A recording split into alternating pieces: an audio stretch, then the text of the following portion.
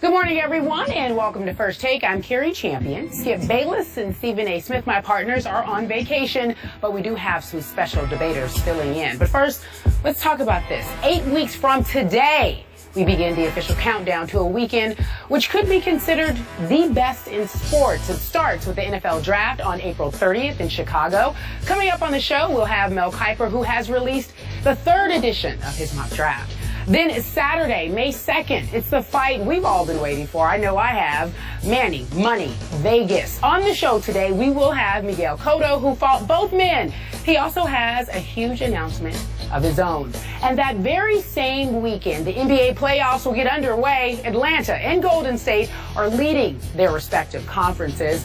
But can the Warriors make it to the semis if they have to face Russell Westbrook, who's playing at an MVP level? Also, that weekend, the greatest rivalry in sports. Yankees, Red Sox. A-Rod returned to action yesterday and will be in the headlines all season long.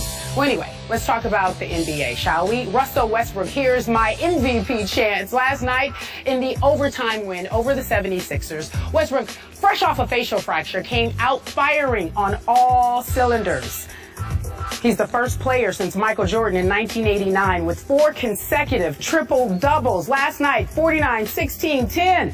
You remember he missed one game because his teammate accidentally kneed him in the face. He needed surgery. Harden and Steph Curry have been MVP favorites, but Russie, not so quietly, making it known that he wants to be the MVP. You and I agree with this, but I got some people who can help me to talk about whether or not Russell Westbrook last night basically took the lead in the MVP race. Let's introduce this motley crew of handsome gentlemen. I have to give you a little jab. I'm not handsome, I'm pretty. You're pretty. I'm pretty, get it right now. Gary with the stick and move. I don't know about that. All right, to my left, Scoop Jackson. A pleasure to have you back, sir. Despite getting kneed in the face by Chris Broussard. What? That must have happened behind the scenes. Chris Broussard. The Chris. Thank you. I respect Broussard. We have to respect you, our NBA analyst, among other things. And then Freddie Jackson. How are you? Freddie Jackson? Yeah, Freddie Jackson. How are you? I'm doing good. I'm changing my name from Freddie Cole to the Freddie Jackson show on ESPN Radio. Yesterday, he can sing. You have that voice. You all know it's Freddie Coleman from radio.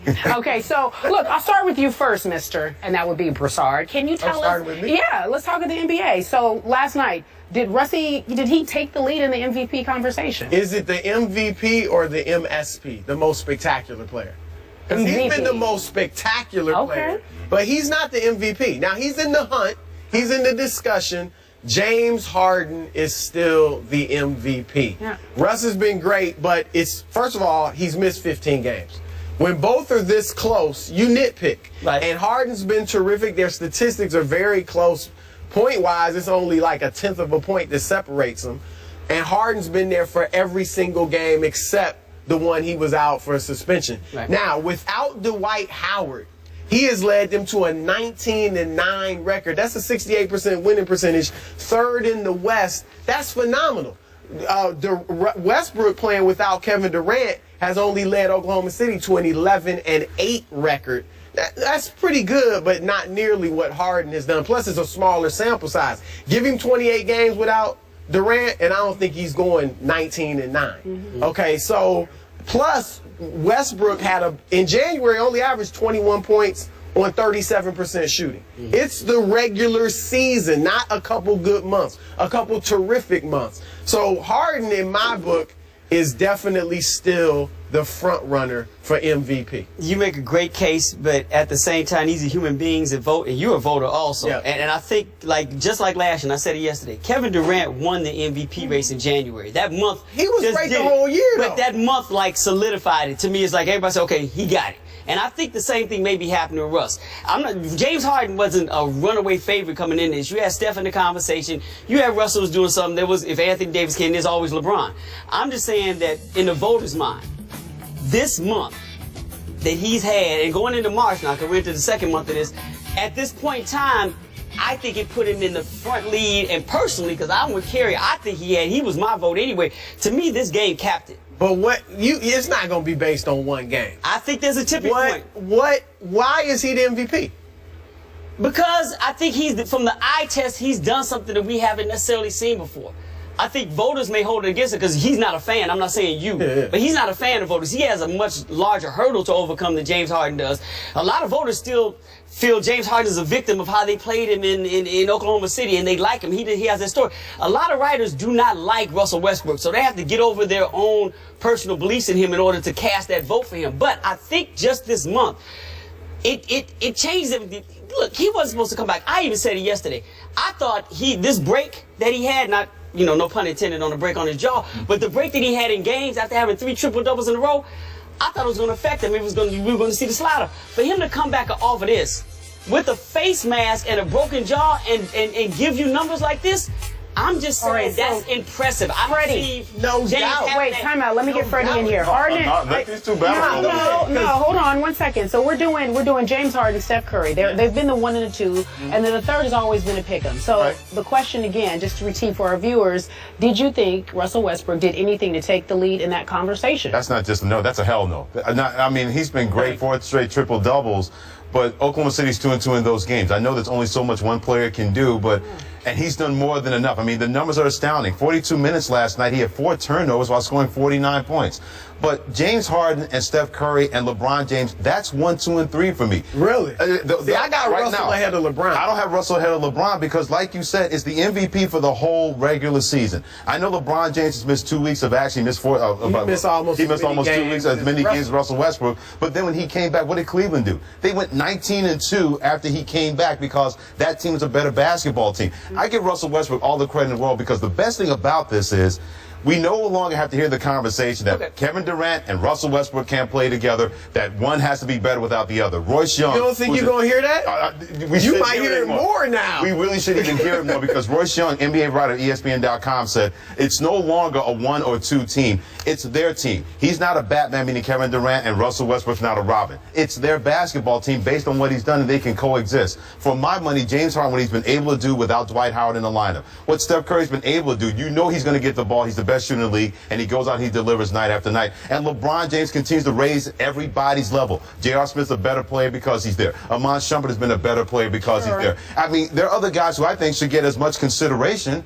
as Russell Westbrook. Marc Gasol of Memphis should get consideration because he's been consistently great all year. Anthony Davis was out. He comes back last night, 39 points, 13 rebounds, and 8 blocked shots. So nothing against Russell Westbrook. This run has been incredible. We have not seen anything remotely close to this since Michael Jordan. And I don't I'm think not going to use 4 triple doubles as a guy to be all are talking MVP. like nobody else is going to play anymore. If you stay, and I'm not saying he's going to stay at this level, but I don't think Russ's game is going to fall off, and even when Kevin comes back. So now, if he's in the conversation, he's not going to consistently be dropping. He's not been good. He's not been great 49. No. I ain't saying he's going to drop 49, but in this whole triple double thing, he hasn't like dropped 40 in every game. I'm just saying, him playing at this level, I don't think is going to fall off. So everybody else has to almost, at this point, because we're talking about voting right now. But you keep saying a month. The voters aren't going to be full. 1 month does not make the MVP. If everybody stays at the same level they're playing at right now. For the rest of the month. Hold on, is Westbrook that far ahead of hold on. Is he that far ahead of everybody else that you can just overlook those 15 games? Part of the job description is being there. I know it's not his fault he got hurt. Right, exactly. But still, you're not there for 15 games. But that's not your fault. But it's not Durant's fault either that he's out. But he's not in the MVP conversation because you missed too many games. But we're talking about a man right now who is in the MVP conversation, has, at this point in time, had the best February of all the people we're talking about. And but what about January? 37% shooting, 21 points a game. That's part of the season too. I get that, but that's what I'm saying. In a human being's mind, it's the eye test. We're talking about right now in this moment. Dudes ain't gonna be fooled. Dudes are looking at statistics. So what I'm saying is not just, he had this great last game, so that's what's in my mind. Here's my point, Chris. If he stays at this level, everybody you're talking about stays at this level, Russell still doesn't win it. He continues to play at this level for the rest of the month. You're going to hold the 15 games against him. No, he has a shot. If he continues, I mean, you talking about this level, he's had a triple-double the last 4 games. That's if he all continues to put that's up what I'm talking like about. 10 straight But triple-doubles, That's all I'm saying. and they win, And as they you win. said. And they have to win. Yeah. They have to They win are the saying- playoffs. Well, they have to be higher than But 8. I'm not. Yeah, No, I don't think they do. I think that Because people will argue that they're just so low. Some that people they use don't- that ain't argument. their- I'm with you on that one. Scoop's right though. Yeah. Without Durant and Westbrook missing 15 games, with Durant missing half the season almost, I can't hold it against Oklahoma City because everybody knows they only an 8 seed because they Right. hurt. Right. Right, They, exactly. they might be the best team in the West. That's fair. Exactly. That's If fair. they're healthy. I Wait. don't want people to make this a Heisman Trophy moment. It is. It with feels Russell like it Westbrook. is right That's now. what it feels like based on, not saying you're saying that. No, but I think- kinda am I saying can- it. Exactly I can see where I'm going. a couple of voters look at this, oh, this great month, and then it skews their mind because we've seen at the Heisman Trophy, Yeah. and believe me, I hate when voters say, well, he had a Heisman Trophy moment. So you're going to take that one moment and it's going to override everything That's else? all I'm saying. But That's who's all- doing? but- Nobody's doing that. I don't think somebody will do that. That's what I'm Based on saying. what- Time out. Somebody will do that. So, Chris, answer this question for me. Give me your 3 right now as it lands for your top 3 in the My top would be James Harden. Number 2, Steph Curry. Number 3, Russell Westbrook. 4, LeBron James. Can you vote for 5? I don't. 5th. You don't even have it. Point I It doesn't. You don't even That's know. the that. attaboy Thank award. you. I mean, But he that's got where 4 you games, hold- too. All right. So, Scoop, give me your 3.